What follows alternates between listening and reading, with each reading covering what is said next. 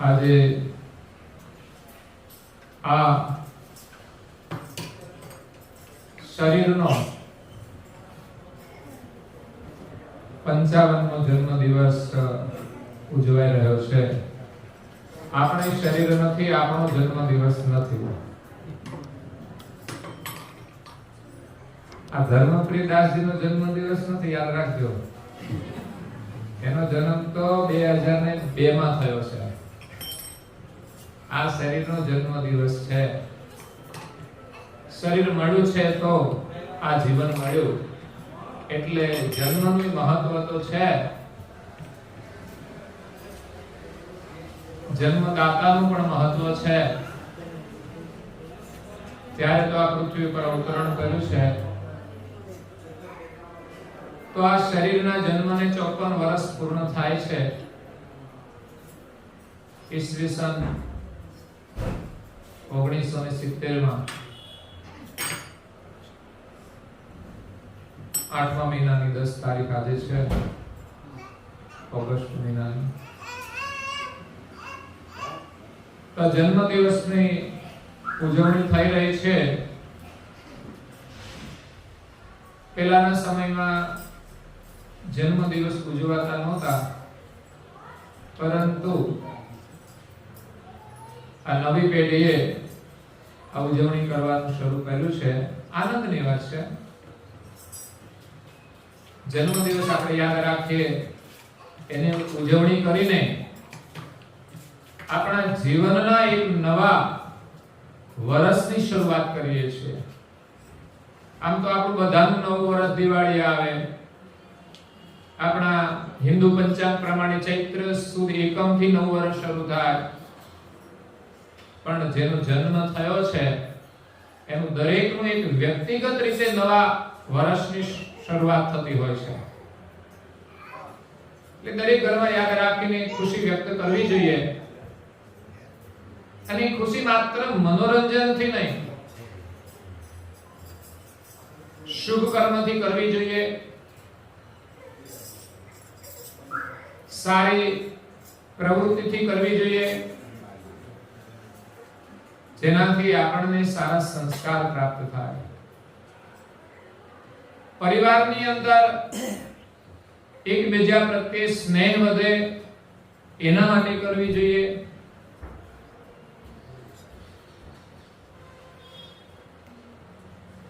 તો આજે અહીંયા જન્મદિવસની ઉજવણી એ માત્ર એક થોડા સભ્યો પૂરતી મર્યાદિત નથી, પરંતુ આની સાથે આખા ગામની ભાવના જોડાયેલી છે. આખા ગામની શ્રદ્ધા જોડાયેલી છે. ઈવન ગામના સરપંચની પણ શ્રદ્ધા છે. પ્રથમથી અને પ્રસંગે એ આજે ઉપસ્થિત પણ છે. એટલે સૌપ્રથમ તો ગામના વિકાસ માટે શુભકામના આપીએ છીએ. મહેનત કરીને એમની સત્તા પ્રાપ્ત કરી અને સાથે સાથે એમણે ખૂબ મહેનત કરી છે, એમની શ્રદ્ધા છે, ત્યારે એમને યોગ મળ્યો છે અને ખૂબ સરસ કામ કરી રહ્યા છે. વિનમ્રતાથી. એટલે આ ગામને આપણે સ્વચ્છ બનાવવાનું છે. એના માટેનો એક સંકલ્પ છે. દેશને સ્વચ્છ કરવા માટે ગામને સ્વચ્છ કરવાનું. આપણા ઘર તો બધાના સ્વચ્છ છે, પણ ગામની અંદર જો ગંદકી હશે તો મચ્છર તો થવાના, ડેન્ગ્યુ તો થવાના. એટલે તો મેલેરિયા વાળા બધે ઘરે ઘરે ફરે છે કે ક્યાંય પાણીના કુંડા નથી ભર્યા ને, મચ્છર તો નથી થતા ને. સ્વચ્છતાનો ખ્યાલ આપણે સૌએ રાખવાનો છે. સરપંચ પણ મહેનત કરે છે, સાથે સાથે એમના સદસ્યો હોય એ પણ મહેનત કરે, અને ગામના દરેક પરિવાર મહેનત કરે કે આપણા ઘરનો કચરો યોગ્ય જગ્યાએ નાખવાની યોજના બનાવીએ તે પ્રમાણે કરવું જોઈએ. અને એ પ્રમાણેનો નિકાલ થાય તો ક્યાંય પણ ગંદકી ના રહે. સારા લોકો શરૂઆત કરશે તો બીજા અન્ય લોકો પણ એને અનુસરશે. પેલા નાખે છે તો આપણે નાખીએ એવું નહીં. આપણે આપણા જીવનમાં ગંદકી નથી કરવાની, આપણા ઘરમાં ગંદકી નથી કરવાની, એટલે આપણે ગમે ત્યાં નહીં નાખવા. નહીં તો એ જ કચરો આપણા જીવનમાં આડો આવશે. કે ગામની અંદર સ્વચ્છતાનું મહત્વ છે, સારા કાર્યો એમ જ થતા નથી. આજે નદી સ્વચ્છતાનું કાર્ય લીધું છે કે કોઈ લે એવું નથી, કે એની કોઈ જરૂર નથી લોકોને લાગતી, પણ જરૂર હોય છે બધી. અને સ્વચ્છતા દરેક પ્રકારની જોઈએ. એ સાથે ગામનો સર્વાંગી વિકાસ થાય. એમાં સરપંચની સાથે આપણે પણ ઉભા રહેવું જોઈએ, યોગદાન કરવું જોઈએ, સહયોગ આપવો જોઈએ. એવું નહીં કે એકલા બધું સરપંચ કરશે કે ગ્રાન્ટ લાવીને કામ કરી દે, પણ ગામનો વિકાસ કરવા માટે આપણા બધાનું યોગદાન જોઈએ. તો એક સ્વચ્છ ગામ આદર્શ ગામ છે, શિક્ષિત ગામ આદર્શ ગામ છે, સ્વસ્થ ગામ નિરોગી ગામ એ પણ એક આદર્શ ગામ છે. એટલે આપણે હંમેશા લોકોને આવા સારા વિચારો આપીએ છીએ જેના દ્વારા લોકો સ્વસ્થ રહે, સ્વચ્છ રહે અને શિક્ષિત રહે અને સાથે સાથે સંસ્કારી બને. મહત્વની વાત સંસ્કારની છે. તમે જોયું છે કેટલું બધું પ્રદૂષણ અમારા યુવાનોમાં છે. પાછો આવી ગયો પોઈન્ટ આપણો. મને કઈ કહેવાની કોઈ ઈચ્છા નથી થતી, પણ જે પરિવાર બરબાદ થાય છે, દુઃખી થાય છે, એની સંવેદના મને બોલાવે છે. એટલે જીવનમાં પ્રકાશ આવે તો કેટલી ખુશી છે.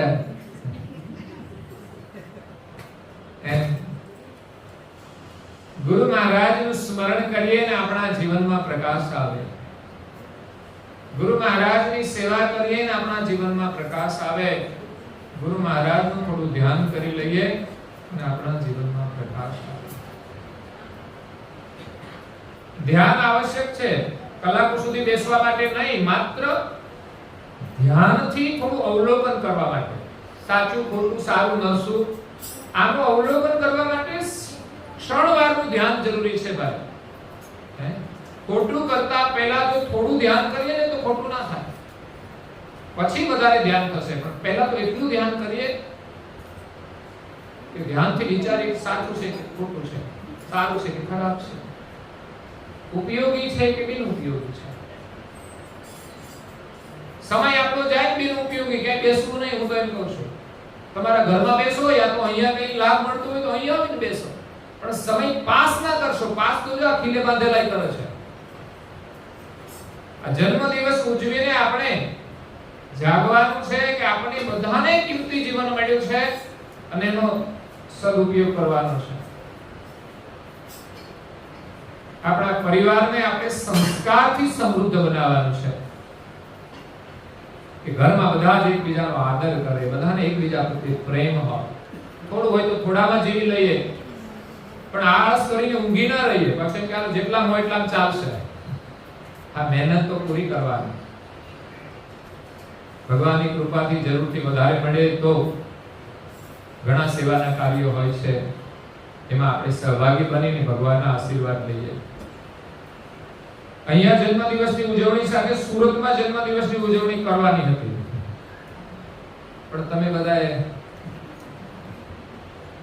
આ બાજુ ખેંચી લીધા. એટલે લોકો કે તમે સોનારીયા જતા રહેશે, પણ તમે લઈ જવા દો તો ને.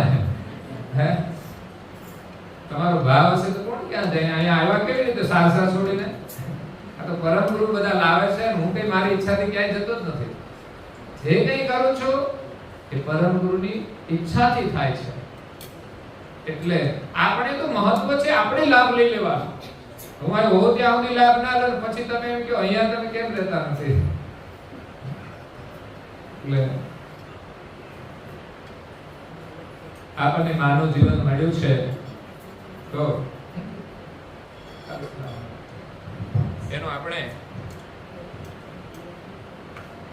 ઉત્તમ ઉપયોગ કરવાનો. ઉત્તમ ઉપયોગ કરવાનો છે. તો પરિવારની અંદર બધા આપણે હળી મળીને રહીએ, પ્રેમથી રહીએ એવું વાતાવરણ બનાવવું છે. ત્યારે મારું નિવેદન છે કે આપણે હળી મળીને પ્રાર્થના ઘરમાં કરીએ, રોજે નહીં તો અઠવાડિયામાં એક વાર. આ મારું નિવેદન હંમેશા રહે છે. અને આ વર્ષે આ જ દિવસથી માનો ને સંકલ્પ કરીએ કે દરેક પરિવારના સભ્યોની આપણે નોંધ કરીએ અનુયાયી તરીકેની. પછી પરમ ગુરુની જે આજ્ઞાઓ છે, એના નિયમો છે, એમાંથી જેટલું પાળી શકાય એટલું પાળવા માટે સંકલ્પબદ્ધ બનીએ. હું 2 ફોર્મ બનાવવાનો, એક તમારા માટે, એક મારી પાસે રાખીશ. તમે જે ફોર્મ ભરો એ ફોર્મ મારી પાસે ભણશો અને નિયમિત કરવાનું છે. પરમ ગુરુની આજ્ઞાઓ છે પાળી શકાય એના માટે બધા જ સભ્યો જાગૃત બને. જેટલા જાગેલા છે એટલા કરે છે, મને આનંદ છે. પરંતુ પરમ ગુરુના પ્રત્યેક અનુયાયી જાગૃત થાય એના માટે આપણે એક અભિયાન રૂપે આ કાર્ય કરવાનું છે. એટલે જન્મદિવસની ઉજવણી તો તમે ભાવથી બહુ સારી કરો છો, પણ મારો ભાવ તો એ છે કે 100% રિઝલ્ટ આવે ભાલ તિલક કરવામાં. પહેલું તો કરવાનું, ગૌરવપૂર્વક કરવાનું. ગામની નોંધ લેવાની જોઈએ કે આ ગામની અંદર બધા જ લોકો નેમી છે. સમજ્યા? પછી છોકરાના માગા સામેથી આવશે. સંસ્કારનું પરિણામ છે જો આપણે સારું કરીશું તો. એટલે આપણે જે કંઈ કામ કરવાનું છે શ્રદ્ધાથી કરવાનું છે. કોઈ પણ કામ કરીએ શ્રદ્ધાથી કરીએ, પ્રેમથી કરીએ તો એનું પરિણામ આપણને શ્રેષ્ઠ મળે છે. કરવું પડે છે એમ કરીએ તો એનું કોઈ મહત્વ નથી રહેતું. ઘરમાં સાસુમાની સેવા કરવાની હોય તો પ્રેમથી કરીએ. જેમ પિયરમાં માતાજી હોય એવો સેમ ભાવ સાથે આપણે સેવા કરીએ. પણ શું થાય કે છે, આ તો કરવું પડે છે. બાજુમાં જઈને આપણે ટીકા કરી લઈએ, આ તો માજી તો આવા જ છે.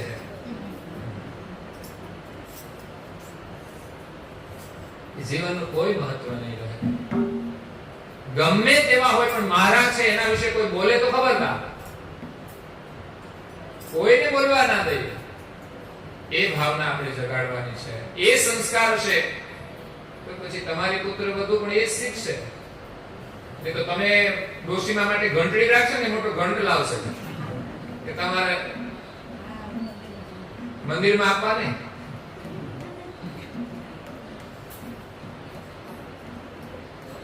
અહીંયા સારું છે કે દરેક માતા પિતાઓ સાથે છે, પણ હવે સમય પ્રમાણે માતા પિતા આપણાથી અલગ ન થાય. કારણ કે એમના થકી જ આપણું આ ઉતરણ આ જગતમાં થયું છે. એમના થકી જ આપણા સંબંધો જોડાયા છે અને એ આપણી પરંપરા છે. આજે અવિવેક કરીશું તેનું પરિણામ આજે નહીં તો ભવિષ્યમાં એક માતાના રૂપે કોઈ આપણો અવિવેક કરશે. જો અશ્રદ્ધાથી કામ કરીશું તો એનો કોઈ લાભ નહીં મળે. કરવું જ છે તો પ્રેમથી જ કરો, પ્રસન્ન થઈને કરો, ગૌરવપૂર્વક કરો. અમારા નટુ દાદા હતા એની બધી સેવા કેટલી અમારા બહેનોએ કરી ઘરમાં. પથારી વર્ષ મને બહુ આનંદ થતો હતો. અમારા રાજુભાઈ એમના માતાની સેવા કરી.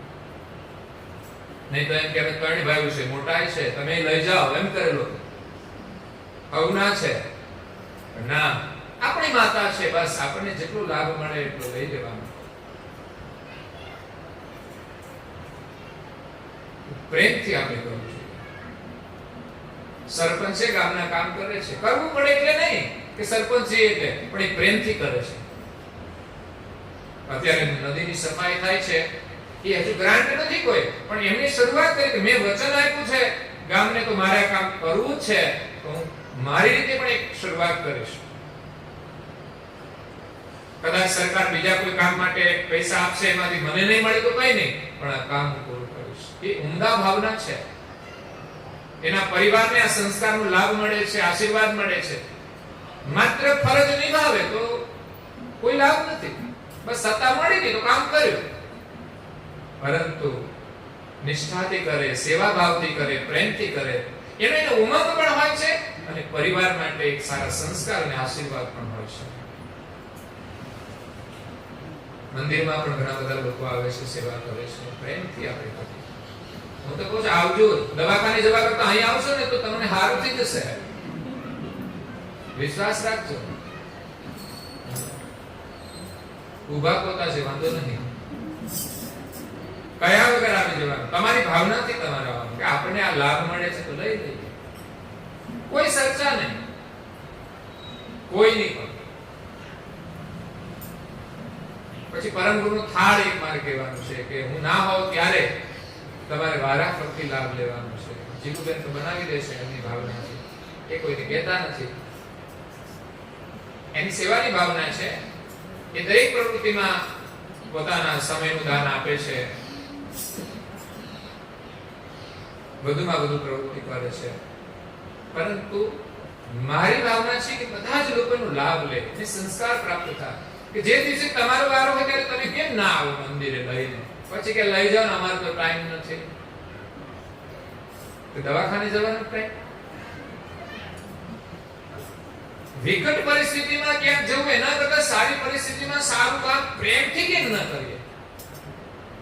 આજે કેટલું સુંદર મંદિર દર્શનીય છે, એક ભાવનાનું પરિણામ છે. તમે બધા બેઠા છો એ પણ કેટલા સુંદર લાગો છે, જગ્યા પણ કેટલી સુંદર છે, બેસવા યોગ્ય જગ્યા છે. અહીં તમારો ફોટો પાડીને પછી અહીંયા બજારે બેઠા બેસાડીને ફોટો પાડી દે.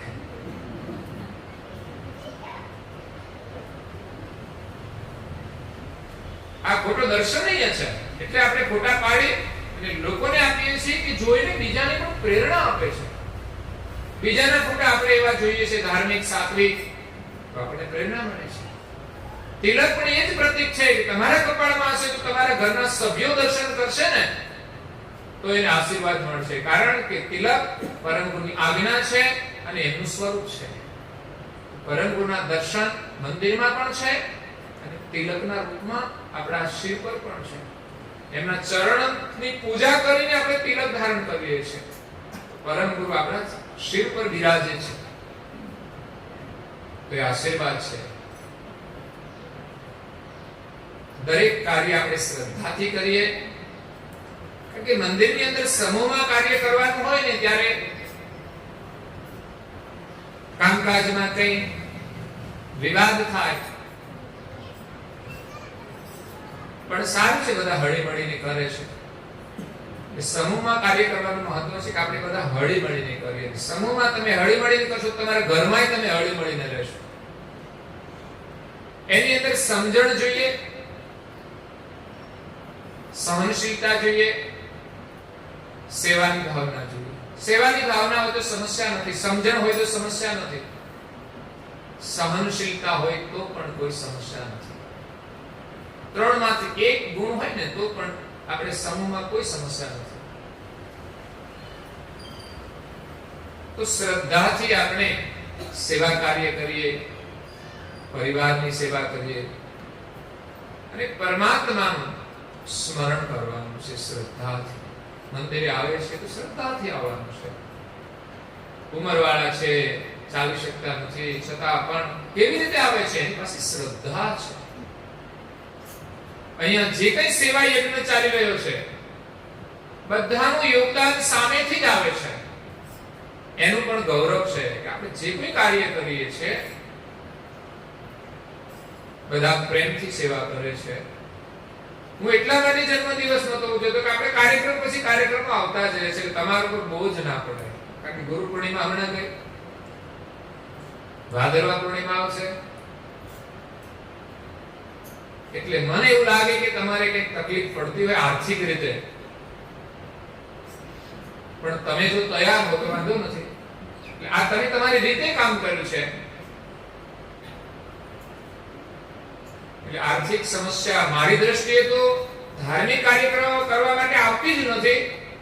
અમારી બહેનો ભજન કરીને કેટલા બધા પૈસા સેવા કાર્યથી સારું કામ કરે છે. થોડી થોડી રકમ ને કાર્યક્રમો દ્વારા કેટલું બધું કામ પણ થાય છે, ભજન પણ થાય છે.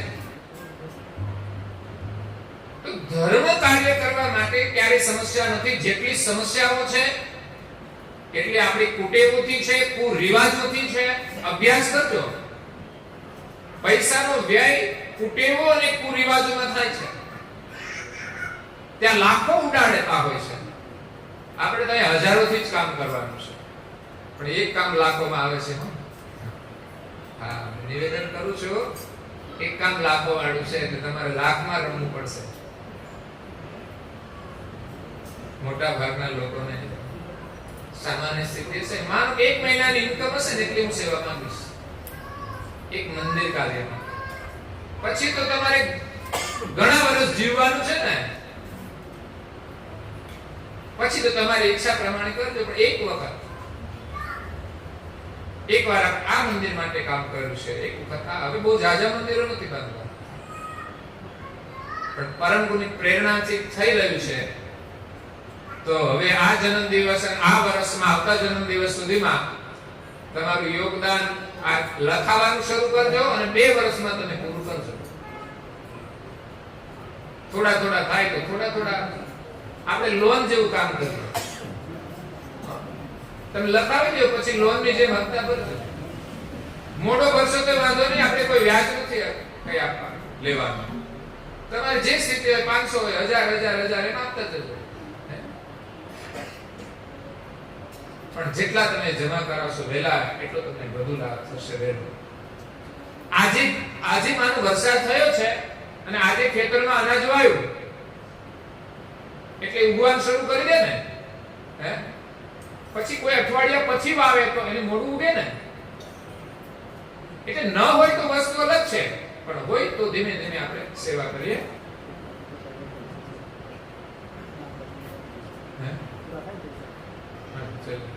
એક સારું યાદ કરી રાખો છે.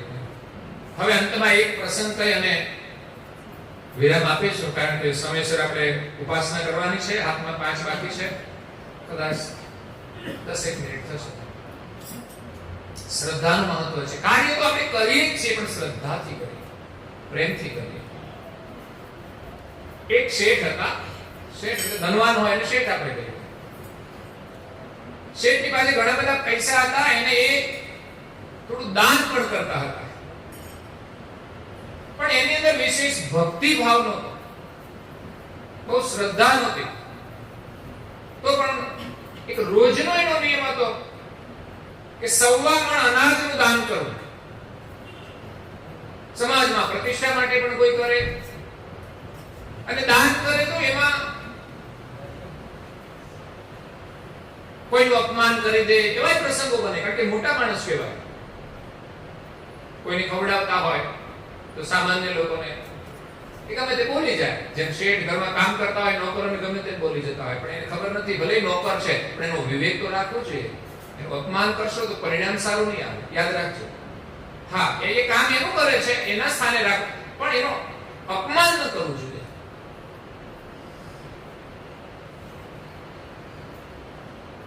એટલે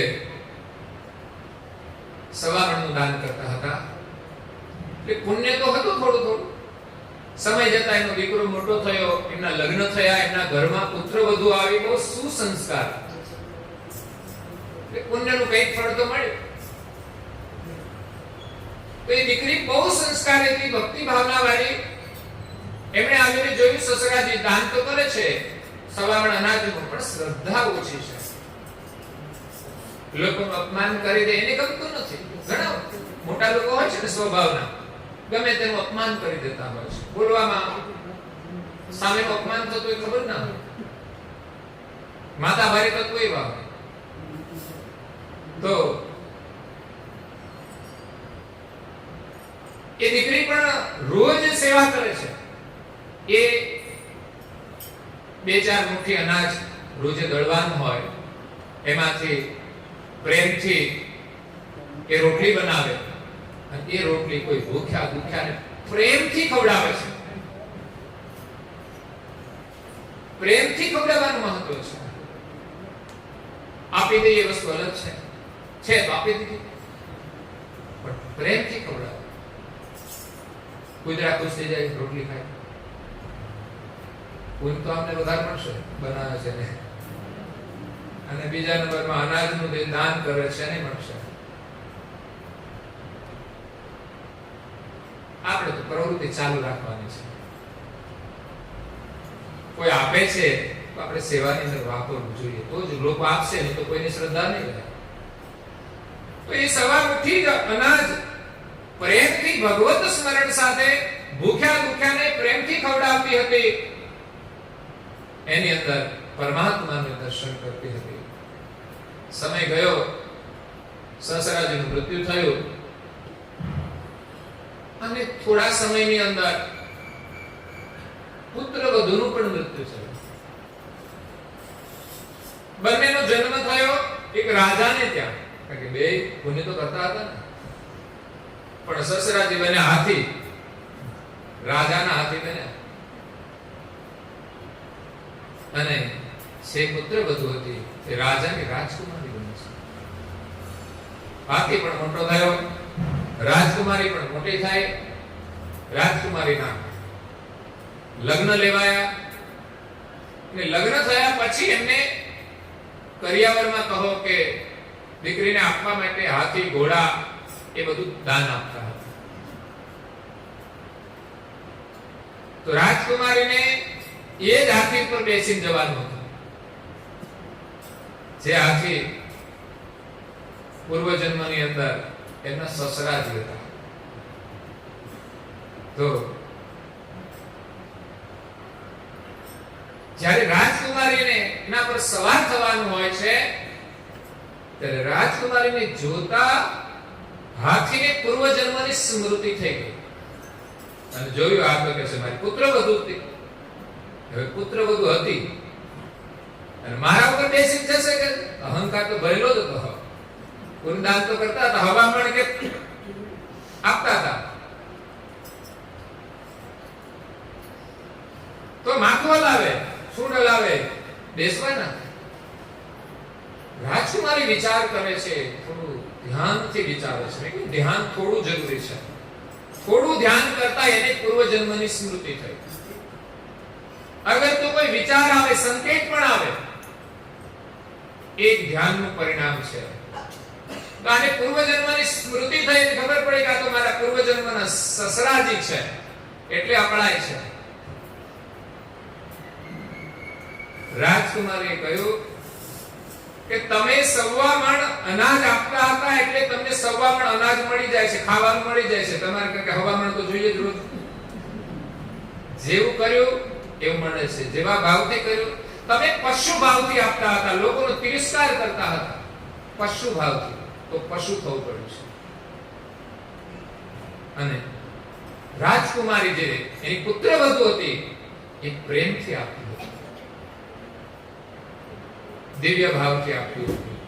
તો એનો જન્મ રાજકુમાર રાજાને ત્યાં થયો અને કહે છે માત્ર સવાર ઉઠી જ અનાજ આપતી હતી, મારે એટલું જ જોઈએ છે, એટલું મને પ્રેમથી મળે છે. પણ ભગવત ભાવથી એમણે આપ્યું છે તો એનો જન્મ એક રાજાને ત્યાં થયો છે. પછી તો હાથી સ્વીકાર કરે છે, પોતાનો અહંકાર છોડીને રાજકુમારીના આગળ નમન કરે છે. હાથીની અંદર પણ એક મનુષ્યની સમજ આવી અને કહે છે હું હારી ગયો ને તું જીતી, તું મારા ઉપર સવાર થઈને જ્યાં પણ લઈ જવા હોય ત્યાં લઈ જઈ શકે છે. આ કર્મની ગતિ છે એ મહાપુરુષો કહે છે.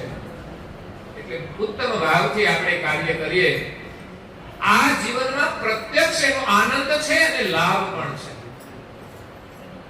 શ્રદ્ધા નથી હોતી તો આપણું કાર્ય સિદ્ધ નથી થતું. લોખંડને અગ્નિ મળે છે ને ત્યારે એનું ઘાટ ગળાય છે, એમ આપણામાં શ્રદ્ધાની અગ્નિ જોશે ત્યારે આપણું કાર્ય સિદ્ધ થશે. બીમાર માણસ પણ શ્રદ્ધા રાખે તો એને બીમારીનું દુઃખ નથી રહેતું, અડધી બીમારી ચાલી જાય છે. શ્રદ્ધાથી આપણે જ્ઞાન પ્રાપ્ત થાય છે, જ્ઞાનથી પરમાત્મા પ્રત્યે પ્રીતિ જાગે છે, અને ભગવત સ્મરણ કરીને આપણા જીવનને આપણે સફળ કરીએ છીએ. શ્રદ્ધાથી સમજ પ્રાપ્ત થાય છે, સમજણથી સુખ મળે છે. એટલે આજે જન્મદિવસ નિમિત્તે તમે આયોજન કર્યું એ બદલ હું બધાને શુભકામના આપું છું.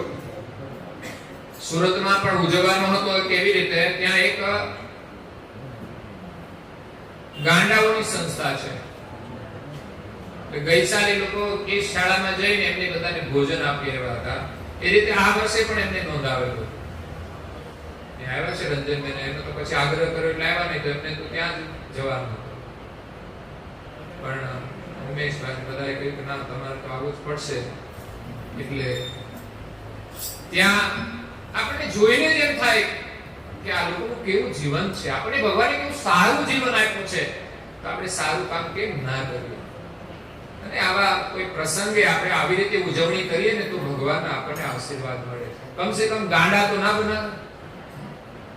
ગાંડાને મદદ કરીએ તો ગાંડા ના બનાવે. કૂતરાની રોટલી ખાવ તો કૂતરા ના ખાવ.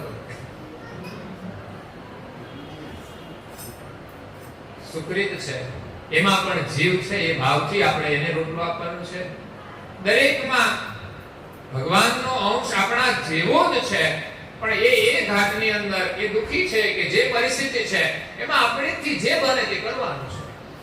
અને મનુષ્ય સાથે આપણે પ્રેમથી રહેવાનું છે. એટલે મારી શુભકામના છે બધા યુવાનો વ્યસન મુક્ત બને. એવો પણ એક મારો સંકલ્પ છે. ક્યારે બનશે મને ખબર નથી. 10 વર્ષ વીતી ગયા કે 12 વર્ષ, હજુ બીજા 12 વર્ષ લાગશે એવું લાગે છે. ઘણું કામ સારું થયું છે. ઓછા કરી દીધા બધાએ. જેને પૂછે કે ઓછા થઈ ગયા, સારું કહેવાય ઓછા થઈ ગયા. તો હવે 12 વર્ષે બનતો જશે કે નહીં? કા પછી દુકાન બંધ થઈ જશે. હા, 12 વર્ષ જો હવે બંધ નહીં થાય તો દુકાન બંધ થઈ જશે. એટલે ભગવાને આપણને સારું સારું ખાવાનું આપ્યું છે, તો કચરો ખાવાનું છોડી અને હંમેશા સારું ખાઈએ.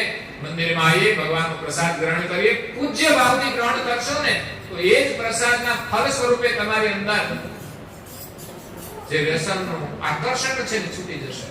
તમારા ઘરનો પ્રસાદ પણ તમે પ્રેમથી ખાઓ તો તમારે બહારના કચરો ખાવાની જરૂર નહીં. આપણું ભજન મંડળ પણ આજે અહીંયા ભજનનો લાભ લેવા માટે અને લાભ આપવા માટે આવ્યું છે. તો ચોક્કસ આપણે આજે તો લાભ લૂંટવાનો છે. અમારા બરોડી ગામથી બહુ ઉત્સાહી બહેનો છે, ભજન પ્રેમી. અને અમારા ગામનું મંડળ પણ હવે તો તૈયાર થઈ ગયું છે યુનિફોર્મ સાથે. એક વ્યક્તિ સત્સંગમાં જાય છે તો એ સુખી થઈ જાય છે, અને બીજી વ્યક્તિ ક્લબમાં જાય તો એ દુઃખી થઈ જાય છે. કારણ કે સત્સંગમાં જાય છે, એ ભગવત સ્મરણ કરે છે, અને એની જરૂરિયાતો બહુ ઓછી થઈ જાય છે, અને જે જરૂરિયાત જે વસ્તુ હોય એમાં એ ચલાવી લે છે, તો કોઈ સમસ્યા નથી. અને ક્લબોની અંદર જાય છે તો એની જરૂરિયાત વધી જાય છે, પરિણામે માણસ દુઃખી થાય છે. અને ક્લબોની અંદર માણસ ડિસ્કો ડાન્સ,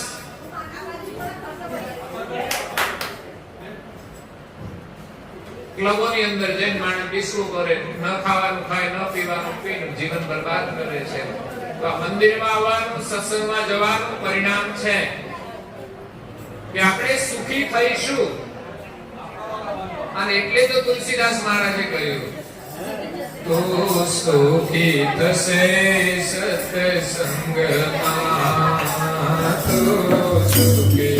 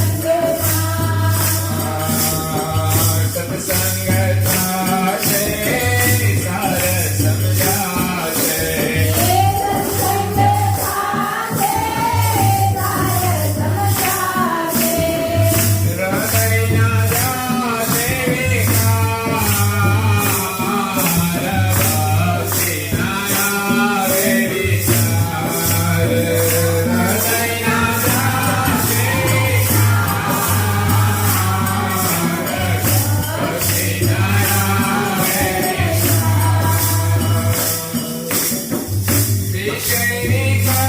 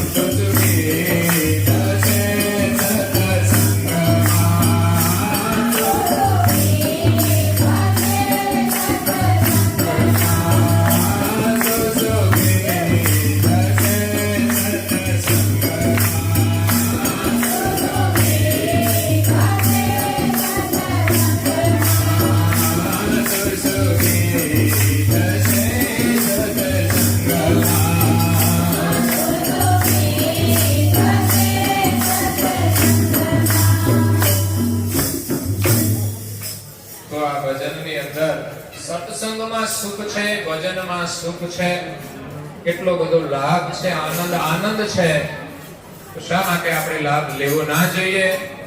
તો મારું નિવેદન છે કે બહેનો ભજન કરે તો ભાઈઓ ઘરે ભાગી ના જાય, અહીંયા બેસજો અને ગાવને તો લાભ લેજો, એ સાંભળજો, તમારા જીવનમાં બહુ જ ઉપયોગી થશે. મુશ્કેલીના સમય આ વિચારો તમને દિશા આપશે. એટલે આજે તો બેસજો, પણ પછી પણ અહીંયા ભજનો થતા હોય તો તમે પણ આવજો. મેં તો કોઈ શ્રાવણ મહિનો તો કરીએ આપણે આજથી, એટલું તો પૂરું કરીએ, નહીં તો અઠવાડિયે થાય છે તો એમાં આવો તો લાભ છે. મારી તમને બધાને શુભકામનાઓ છે. પરમગુરુની કૃપા તમારા ઉપર, તમારા પરિવાર ઉપર, તમારા સગા સંબંધીઓ ઉપર પણ વરસતી રહે, કારણ કે એને સારું તો રાખવું પડે ને. એટલે અને તમે બધા સુખી રહો, તમારા બાળકો પણ ખૂબ પ્રગતિ કરે, જીવનમાં ખૂબ સારા કાર્યો કરે, સંસ્કાર સંપન્ન બને, ભવિષ્યમાં તમારી સેવા કરે અને ભગવત ભજન કરીને એનું જીવન સફળ કરે. એ જ શુભકામના. જન્મદિવસની ઉજવણી સ્વાસ્થ્ય માટે થતી હોય છે, એટલે બધાના બહુ સમાચાર આવે છે કે તમારું સ્વાસ્થ્ય સારું રહે. જીવવાનું તો નક્કી કરેલું જ હશે, પણ જ્યાં સુધી રહીએ ત્યાં સુધી સારું રહે અને સારા કાર્યો થાય વધુમાં વધુ, એવી હું પણ પરમગુરુના શરણમાં ચાહના અને પ્રાર્થના કરું છું. તો આપ બધા આવ્યા છો, મારી શુભકામના છે. મારું બરોડીનું મંડળ ભજન પ્રેમી વારંવાર પારાયણમાં તો ભેગા થઈએ છીએ, પણ આજે અહીં આવીને મારા દશરથભાઈ ખાસ એ વિસ્તારના બધા ભક્તોના પરિચિત છે અને એમની પણ એક ઊંડા ભાવના હતી કે ચાલો આજે બહેનો તો છે જ અમારે અહીંયા ભજન મંડળ, એ પણ સરસ જાગૃત છે, એટલે આજે બે મંડળો એક સાથે વારાફરતી એમના ભજનો સંભળાવશે. એક આ બાજુ બેસે, આ બાજુ. આપણે કઈ રમવાનું નથી, એવું કશું, પણ મોજ કરવાની છે, આનંદ કરવાનો છે. અને ભાઈઓ અમારા પાક દેશે, હું અંદર ના બેસે તો બરાબર ને ભાઈઓ? આપણે ત્યાં જમાવજો, તમારે ખુરશીઓ જોઈએ ખુરશીઓ લાવી દઈશું, પણ આજે મોજ કરવાની છે. આવી મોજ તમે લાખો રૂપિયા ઘરમાં ખર્ચશો તોય નહીં મળે. બાકી કાર્યક્રમો કરવા હોય, કલાકારોને બોલાવે તો કેટલો ખર્ચો થાય. આ તો અમારા સેવાભાવી ભક્તો છે, એ જ અમૃત આપવા માટે આવ્યા છે, તો આપણે આશીર્વાદ લેવાના છે. આ સાથે અહીંયા આજના ભોજન પ્રસાદના યજમાન, એમના તરફથી આપણને 11,000 રૂપિયાની સેવા મળી છે. સોનાલિયાથી રમેશભાઈ રવજીભાઈ ડોબરિયા, એમના નાના ભાઈ સુરત રહે છે, રતિલાલ રવજીભાઈ ડોબરિયા પરિવાર તરફથી દર વર્ષે આપણને મળતા હોય છે. અને વધઘટ અમારા જે ગામના છે ભાવિક ભક્તો છે, બધા જે કંઈ જન્મદિવસ નિમિત્તે આપે એ બધાને પ્રસાદી રૂપે આપણે ખવડાવીએ છીએ. ગુરુ પૂર્ણિમાએ પણ એમ જ હતું, બે ચાર યજમાનો હતા, બાકીના ભક્તોએ જે આપ્યા, જે પૂજામાં આપ્યા, બધી સેવાની અંદર આપણે વાપર્યા છે. એટલે પરમ હૃદયથી આપણું હાયલા કરે, બહુ થઈ ગયું. આપણે કઈ ભેગા કરવા એક મંદિર બાંધવું છે, પાછું ભૂલી ના જતા.